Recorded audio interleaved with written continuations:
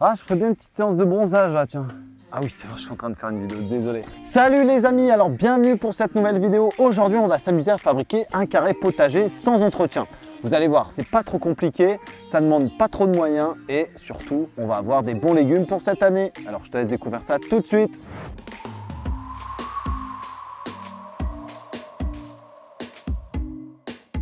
Bienvenue pour cette nouvelle vidéo. Alors aujourd'hui, on va s'amuser à construire un carré potager. Alors vous avez suivi au travers des différentes saisons l'évolution du jardin. Donc l'année dernière, on avait travaillé ces carrés potagers là et maintenant donc j'ai décidé par rapport aux commentaires que j'ai pu voir de vous concocter ce fameux tuto pour la réalisation de ces bacs. Alors les gros avantages d'un carré potager comme ça sont assez multiples au final. La première chose, c'est que au niveau de travail, c'est beaucoup plus facile. On va se dire aujourd'hui je vais m'occuper de celui-là, demain ça sera celui-là, après-demain etc. ou alors en quelques heures, enfin ça c'est vous qui voyez. Ensuite, le fait de poser une bâche de ce type là ou alors de mettre du paillage va vous éviter de désherber. Je prends par exemple l'exemple ici de ce champ de tabac, de cette culture de tabac ou alors derrière des cultures de physalis. Au final, on vient planter, on n'a plus besoin d'arroser sauf au niveau de la plantation, mais sinon il n'y a plus de désherbage à faire, ça c'est assez cool. Donc là, étant donné que je l'ai mis l'année dernière, je vais pouvoir le retirer et m'en servir pour un autre carré que je vais faire là d'ici quelques jours. La même chose pour ceux des physalis. On viendra disposer un paillage organique, donc avec de la paille ou alors avec des tontes fraîches de gazon en fine couche, ce qui permettra encore une fois de conserver l'humidité et éviter de désherber. Et ça, c'est à vous de trouver le meilleur paillage qui vous convient. Ensuite, niveau esthétique dans le jardin, c'est quelque chose assez sympa. Ça change un petit peu des grandes cultures, des grandes parcelles où on fait des alignements ou alors tout est concentré en un point donné.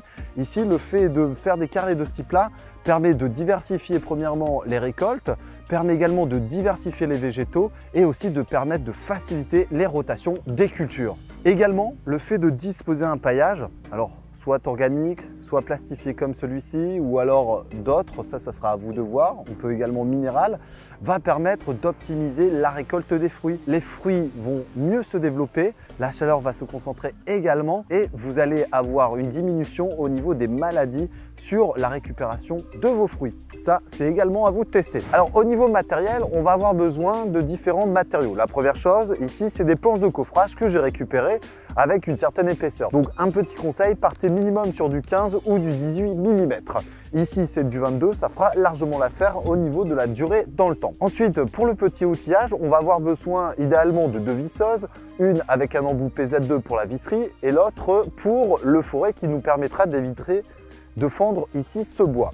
Ensuite, on va avoir besoin d'une équerre, d'une scie, d'un crayon, d'un mètre et si vous avez la possibilité, d'un étau d'encre. Concernant la réalisation ici, on va avoir besoin donc de ces deux planches qui vont faire la longueur et on va prendre ici quasiment 1 mètre à 1,20 m pour la largeur, ce qui me permettra en cas de nettoyage ou alors en cas de plantation, de ne pas marcher sur le massif, mais de pouvoir atteindre la distance que je souhaite. Alors c'est parti, on va commencer ici par faire la première découpe. Donc là, je vais prendre ma dimension pour respecter le même. Donc j'ai 1,20. Alors 1,20 ici, voilà. Ensuite, il m'en faudra deux de ce type-là. Donc l'équerre me sert à être bien à l'angle droit pour éviter d'avoir des problèmes au niveau de mes coupes. Donc voilà pour la première. Voilà ma première planche et on va refaire la même chose. Donc toujours 1,20 m. Voilà, on vient ici et on peut faire la dernière coupe.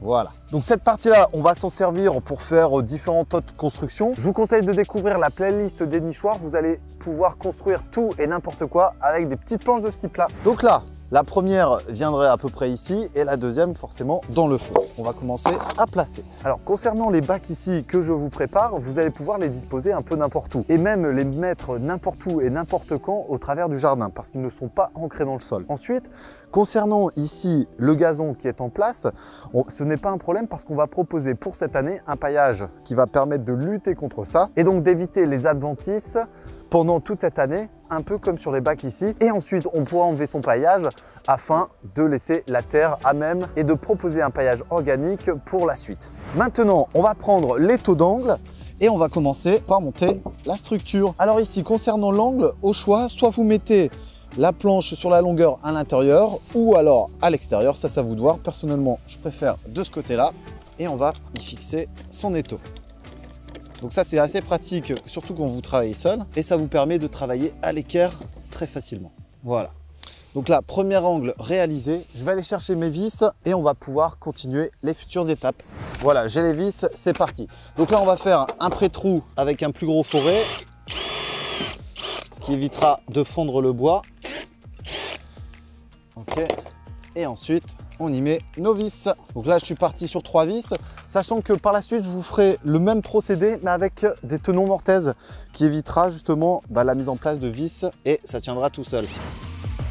Première, deuxième et la troisième. Je vais m'occuper de faire la même chose pour les 3 autres côtés et on se retrouve après pour la mise en place du paillage.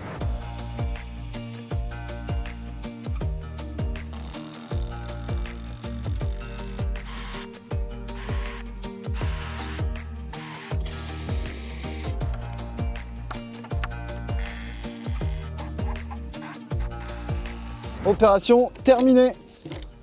Allez, c'est parti. Maintenant, on va s'occuper du paillage. Voilà, donc là, je suis en plein milieu du carré potager.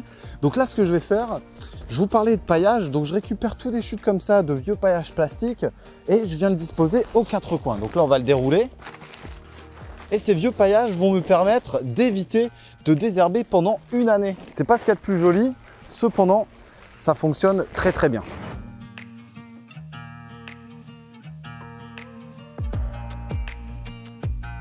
Et là, donc on va fixer des petits clous et on va tendre le tout et on n'aura plus qu'à couper. Un autre gros avantage de ces bâches, c'est qu'elles sont avec des carreaux, donc ça permet de faire l'alignement. Donc là, je sais que je vais prendre cette ligne-là qui va être en accord ici avec mon côté, ce qui me permettra d'avoir un truc bien droit et de réutiliser les chutes ici disponibles. Premier côté, et maintenant, on va tendre juste en face. Allez, direction de l'autre côté, je vais tendre le tout et on n'aura plus qu'à le retourner. Et voilà, donc opération terminée. Là ici, ce que je vais faire, je vais consolider en remettant un petit peu de clous à droite à gauche, ce qui permettra d'éviter que la bâche ne s'enlève. Et ensuite, on le retourne et on n'aura plus qu'à attendre que l'herbe ne se détruise par le manque de luminosité. Allez, go! Allez, dernière opération, j'ai pris les ciseaux, on va découper les lignes et on peut le retourner maintenant.